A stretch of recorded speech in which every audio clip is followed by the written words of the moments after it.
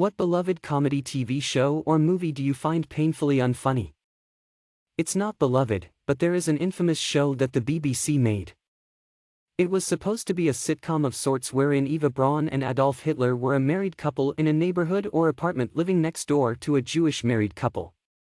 Imagine if I Love Lucy was parroted by a bunch of wasted frat boys to something shocking. The show was made and went to air, but thankfully either mid-broadcast or the next day the BBC apologized, and all subsequent episodes were shelved. You can find the pilot online on YouTube. It's called Heil Honey, I'm Home. Big mouth. While I can get behind some crude humor, it just goes above and beyond. Yes, I agree these things need talked about, but I really don't think this is the way to do it. I think I'd like it more if some of the jokes didn't drag in annoying ways. Coach Steve and the senile hormone monster come to mind. Some of it is smart, I can respect it, but at the end of the day I just don't know who it's for. It's too vulgar for kids heading into or currently experiencing puberty, and the subject matter is too juvenile for those who have gone through it. Couldn't get into Weekend at Bernie's even though I love 80s comedies. Never really cared for SNL, but I think the actors were pretty funny outside the show. I always preferred Mad TV growing up. Oh, and I'm sorry, but Airplane didn't age well in my opinion. I'm sorry, Leslie Nielsen. I tried so hard to get into Seinfeld, but I just couldn't. There are some funny moments, but I guess it's just not for me. My mom loved 2.5 Men, but I didn't care much for it. I agree with you guys that BBT is severely unfunny and should have never been on television. I can't enjoy Bob's Burgers. It has some funny jokes, but the hit-miss ratio on jokes is atrocious. The funniest part of each episode is seeing the burger of the day, and I'm going to be honest, those are mostly weak attempts to keep a tradition going.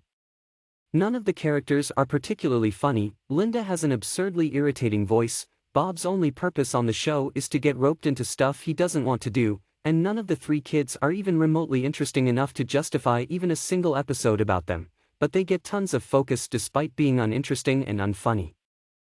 Seinfeld. I never watched it back in the day, and I'm catching up on Netflix. Elaine and Constanza are amazing, and the reason I keep watching it.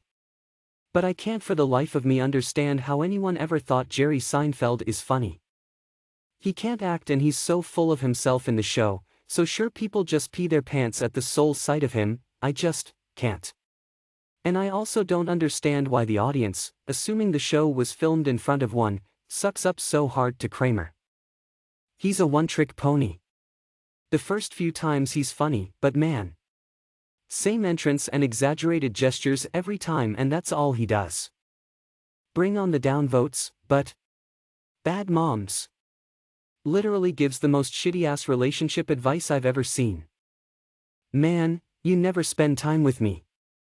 Woman, you never help around the house. Marriage counselor, it's clear to me that you need a divorce. Da fuck? Y'all ever heard of love languages? These MFs literally be telling their partner what would fix their relationship, and the marriage counselor is stupid enough to ignore that and suggest divorce anyway. Because apparently a modicum of effort is too much for Western hedonists who want to feel empowered. Anything with Bill Cosby. Something about him as an actor never really sat right with me. Now I know why. And Bill Maher. When he added the laugh track during COVID, it made me realize how unfunny he is. I still watch the show for the guests and political comment, but the jokes fall flat now. But watching anything without the laugh track kind of makes you think, how did I find this funny?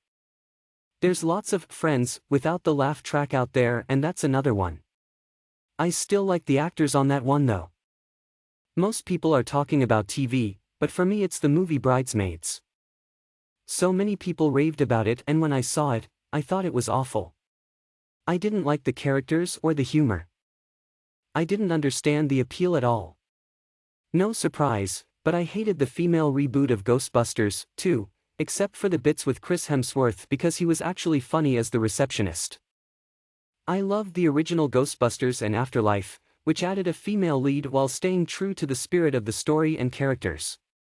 Potentially controversial one here, but Spaceballs. I've loved Star Wars since I can remember, and when I was like 12, Spaceballs felt like one of the funniest movies ever, because it was one constant reference to something I love. But as I've gotten older, it just seems so bland.